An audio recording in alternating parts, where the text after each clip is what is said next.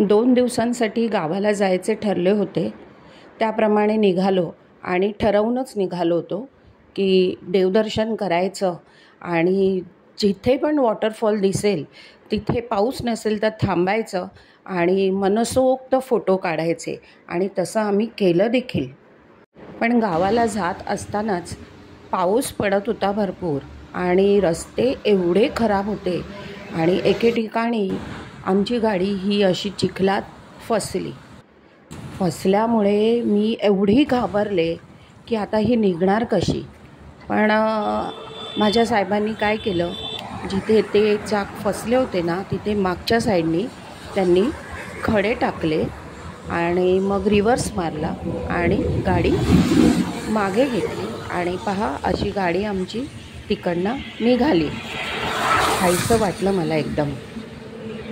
सकाळी निघायला थोडा उशीरच केला होता, पण आम्ही जेवण करून म्हणजे चपाती भाजी खाऊन निघालो होतो. त्यामुळे रात्री आम्हाला जवळजवळ 8:30 वाजले आणि आम्ही खेडला जे एकदम फेमस आहे काळकाईचा ढाबा, नेहमी तिथेच जेवण करतो आम्ही, तर तिथे जेवण करून आम्ही निघालो. व्हेज थाळी आणि नॉनव्हेज थाळी एकदम उत्तम मिळते, नक्की व्हिजिट करा. तर ह्या वेळेला मागवली होती खास अशी अळूवडी आणि त्यांनी त्यांच्यासाठी मागवला होता बेसनचा पोळा. तर सर्व एकदम उत्तम होतं. तर अशा प्रकारे जेवण करून आम्ही घरी रात्री 11 वाजता पोहोचलो. माझ्या गावाचे नाव आहे तळवट जावळी, जे खेड खोपी मार्गे गेलो तर 45 किलोमीटर आहे.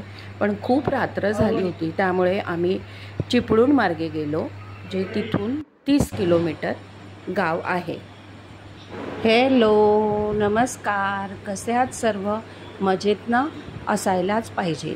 स्वागत आहे तुमचे स्नेहाज आर्ट अँड कुकिंग या माझ्या यूट्यूब चॅनलवर. माझ्या या चॅनलवर जर पहिल्यांदाच आला असाल तर एक लाईक करा आणि चॅनलला सबस्क्राईब करा. सकाळी उठून ग्रामदेवतेच्या मंदिरात दर्शनासाठी जायचे होते, तर म्हटलं फ्रूट्स खाऊन जाऊया. तर हे ड्रॅगन फ्रूट घेऊन आलो होतो. त्याचं कटिंग मी पहिल्यांदाच केलं. छान मस्त त्याचे स्लायसेस निघाले आणि हा खायला देखील खूप गोड होता. घरातील केरवारा पूजा अर्चा करून मग आम्ही मंदिरात जाण्यासाठी निघालो. पाऊस अजिबात नव्हता. तर मंदिरात गेल्यानंतर ह्यांनी म्हणजे साहेबांनी आमच्या आतमध्ये गाभाऱ्यात जाऊन देवांची पूजा केली आणि नंतर मला देवीची ओटी भरायची होती. तर देवीची ओटी ह्यांच्याकडे मी दिली. तर आमच्या देवळात देवाच्या गाभाऱ्यात महिलांना जाण्यास बंदी आहे. तर ओटी एकतर ह्यांच्याकडे द्यायची किंवा जे गुरव आहेत त्यांच्याकडे द्यायची अशी प्रथा आहे. त्यानंतर आम्ही चोरवणे गाव आहे तेथील ही फेमस मंदिर आहे रामवरदायनी मंदिर, तिथे आम्ही दर्शनासाठी गेलो. नवरात्रीत मी गेल्या पहिल्यांदाच गेले होते. तर या वेळेला पण म्हटलं की चला आपण जाऊया. तर तिथे गेल्यानंतर दुपारी अन्नप्रसाद घेऊन मग आम्ही परतीच्या प्रवासाला निघालो. ते देवळाजवळच हा वॉटरफॉल धबधबा होता. तर तिथे आम्ही दोघांनी खूप फोटोज काढले. नंतर तसंच पुढे निघालो तर बरेच 3-4 ठिकाणी आम्हाला हे धबधबे मिळाले. तर आम्ही तिथे फोटो काढत घरासाठी निघालो. तर आता बाहेर खूप काळोख झाला होता, पण पाऊस पडेल जोरात असं वाटत होतं. त्यामुळे मी हा व्हिडिओ काढला. किती छान वाटतंय पहा. आणि आमच्या गावात आलो तर इथे लावणी चालू होती. तर ह्यांना म्हटलं की मला हे करून पाहायचं आहे. तर अशी मी शेतात गेले आणि माझे दीर आणि जाऊ होते. तर मी ट्रॅक्टरसुद्धा स्वतः चालवलं.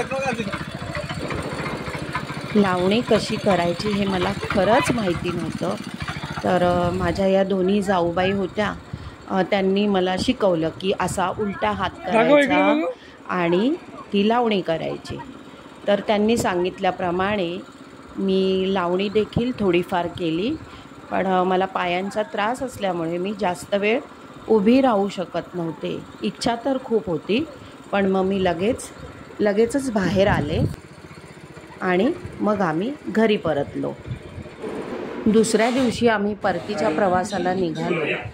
तर आम्ही परत चिपळूण मार्गेच निघणार होतो, पण आम्हाला मध्ये धामणन गाव लागतं आणि तिथे हे एक धनश्री हॉटेल आहे, जिथे मिसळ खूप छान मिळते.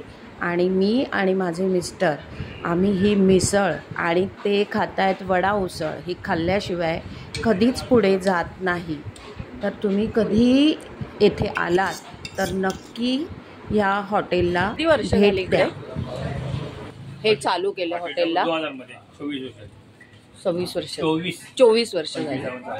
नाव सांगा ना तुमचं. दाजी नानाजीराव पालांडे. आणि कुठे आहे हे? धामणं.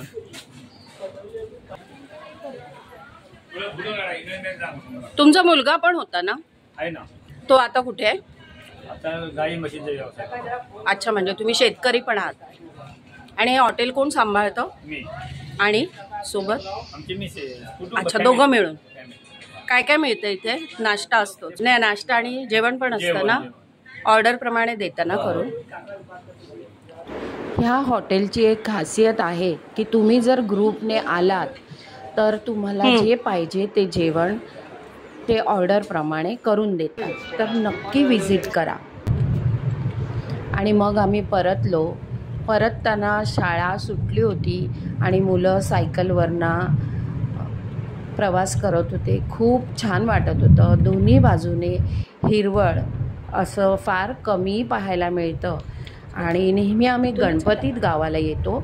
हा असा फर्स्ट टाईम आहे की आम्ही ह्या वेळेला गावाला गेलो. तर मग अशा प्रकारे आमचा प्रवास संपला आणि रात्रीचं जेवण आम्ही मुंबईला आल्यावर गोरेगावला आरे कॉलनीत एका ढाब्यावर केलं, जिथे आम्ही सगळ्यांनीच प्रॉन्स थाळी मागवली. एकदम उत्तम असं हे जेवण झालं. चला तर मग पुन्हा भेटूया एका नवीन व्हिडिओत. तोपर्यंत मस्त खा आणि स्वस्त राहा. चॅनलला भेट दिल्याबद्दल धन्यवाद.